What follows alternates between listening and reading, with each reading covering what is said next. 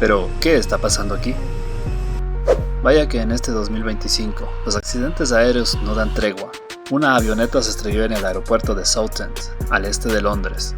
Era una aeronave médica, que acababa de despegar con destino a los Países Bajos. Testigos dicen que la avioneta giró bruscamente, perdió estabilidad y cayó dentro del mismo aeropuerto, provocando una explosión y una enorme columna de humo.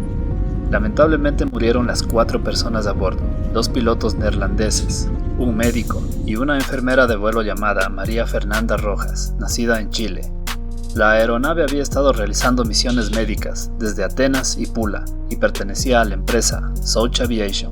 Sin duda, este 2025 quedará marcado como uno de los peores. Según la Oficina de Accidentes de Aeronaves, en lo que va del año, se han reportado 54 accidentes entre todo tipo de vuelos, siendo el más fatal el vuelo de Air India, que dejó 260 víctimas.